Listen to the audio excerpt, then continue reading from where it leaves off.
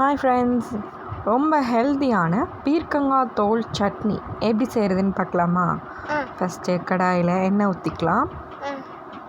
எண்ணெய் காஞ்சதும் கடலைப்பருப்பு, உளுத்தம் பருப்பு ஒரு ஸ்பூன் போட்டு எண்ணெயில் நல்லா வறுத்துக்கலாம். நல்லா வறுபட்டோடனையும் இது கூட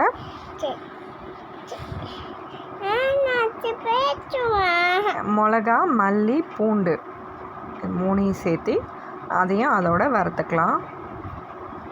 பீர்க்கங்காய் தோல் வந்து ரொம்ப நார்ச்சத்து உள்ள ஒரு காய். அதையும் நம்ம வேஸ்ட் பண்ணாமல் சட்னி செஞ்சு சாப்பிட்லாம்.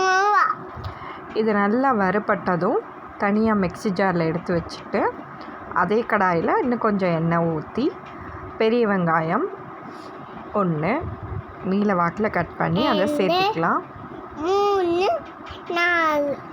2 பேருக்கு அளவாக தான் செய்கிறேன். உங்களுக்கு நிறைய வேணும்னா நிறைய வெங்காயம் சேர்த்திக்கோங்க. ஒரு வெங்காயம் நல்லா வதங்கினோடனே ஒரு தக்காளி, வெங்காயம் தக்காளி நல்லா எண்ணெயில் வதக்கி விடுங்க. இந்த ஸ்டேஜில் நம்ம பீர்க்கங்காய் தோல் சீவி வச்சுருக்கோம், அதையும் ஒரு கைப்பிடி கருவேப்பிலையும் போட்டுக்கலாம். போட்டு நல்லா வதக்கிக்கலாம். தேவையான அளவு உப்பு, கல் உப்பு சேர்த்துக்கோங்க. வெங்காயம், தக்காளி, இந்த தோல் எல்லாம் நல்லா எண்ணெயிலே வதக்கி விட்டுருங்க. மிளகாய் வந்து குழந்தைங்களுக்கு செய்கிறனால 1 மட்டும் சேர்த்து வறுத்து வச்சுருக்கேன்.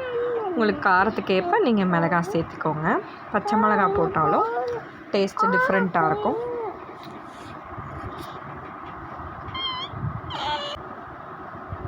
நல்லா வதக்குன்னு வதக்கிக்கலாம். இது வந்து இட்லி, தோசை, சப்பாத்தி, ரைஸில் போட்டு சாப்பிடுங்க, அவ்வளோ சூப்பராக இருக்கும். இப்போ வெங்காயம், தக்காளி இதெல்லாம் வதங்கினோன்னையும் தேங்காய் கொஞ்சம் அதையும் சேர்த்து நல்லா ஒரு 2 மினிட்ஸ் வதக்கிக்கலாம். இந்த சட்னி சூடான சாதத்தில் போட்டு சாப்பிடுங்க, சூப்பராக இருக்கும். இட்லி, தோசை, சப்பாத்தி எல்லாத்துக்குமே நல்லாயிருக்கும். இப்போ இது நல்லா வதங்கிடுச்சு.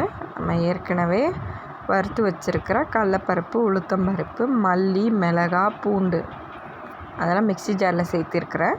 இதோட இந்த வதக்கின வெங்காயம், தக்காளி, பீர்க்கங்காய் தோல், தேங்காய், உப்பு அதெல்லாம் வதக்கினதையும் சேர்த்து அரைச்சா சுவையான பீர்க்கங்காய் தோல் சட்னி ரெடி. கண்டிப்பாக ட்ரை பண்ணுங்கள். வாரத்தில் 2 நாள் இப்படி ஹெல்த்தியான சட்னி அரைச்சி சாப்பிடுங்க. ஹெல்த்தியாக இருங்க. வீடியோ பிடிச்சிருந்தா லைக் பண்ணுங்கள், ஷேர் பண்ணுங்கள், சப்ஸ்கிரைப் பண்ணுங்கள். பாய்.